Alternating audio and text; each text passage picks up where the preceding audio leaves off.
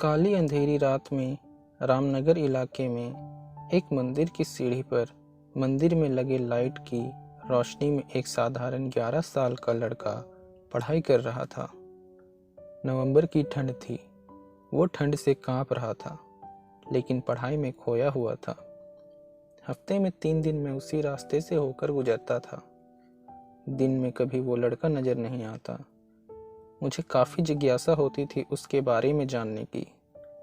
एक रात कैंटीन से खाना खाकर मैं उसी रास्ते से गुजरने वाला था। सोचा जाते जाते कुछ पार्सल लेकर जाऊं उसके लिए। मैं पार्सल लेकर गाड़ी से उसी मंदिर के पास पहुंचा। लड़का सीढ़ियों पर बैठकर हमेशा की तरह पढ़ाई कर रहा था। मैंने गाड़ी रोकी और उसके पास गया। मेरी तरफ जब उसने देखा तो वो मुस्कुरा दिया, जैसे वो मुझे पहले से ही जानता हो। मैंने उससे पूछा, बेटा तुम हमेशा यहीं पर क्यों पढ़ाई करते हो? तो उस लड़के ने कहा कि सर, मेरे घर में बिजली नहीं आती, मेरी माँ बीमार रहती है और तेल डालकर दिया जलाने लायक मेरी परिस्थिति ठीक नहीं है, बस इसलिए मैं यहाँ आकर पढ़ता हूँ। मैंने पूछा, तुम मुझे देखकर मुस्कुराए क्यों?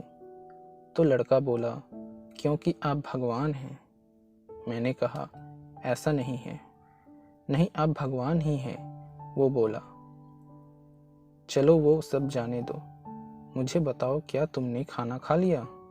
क्योंकि मैं तुम्हारे लिए खाने का पार्सल लाया हूँ। देखा, इसलिए मैं आपको भगवान कह रहा था।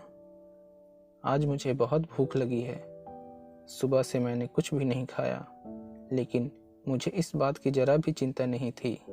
मैं जानता था वो भगवान जिसने मुझे भूख दी है, वह मुझे भूखा पेट नहीं सुलाएगा। किसी न किसी रूप में आकर मुझे खाना देगा, और आप खाना लेकर आ गए। आप भगवान ही हो ना? मेरे पास कोई शब्द नहीं थे। अनजाने में ही मेरे हाथों पुण्य का काम हो रहा था। हर दिन कर्जे में डूबे होने के कारण ऊपर वाले को, उस भगवान को कोसता था। आज उसने मुझे ही भगवान की उपाधि देकर शर्मसार कर दिया था।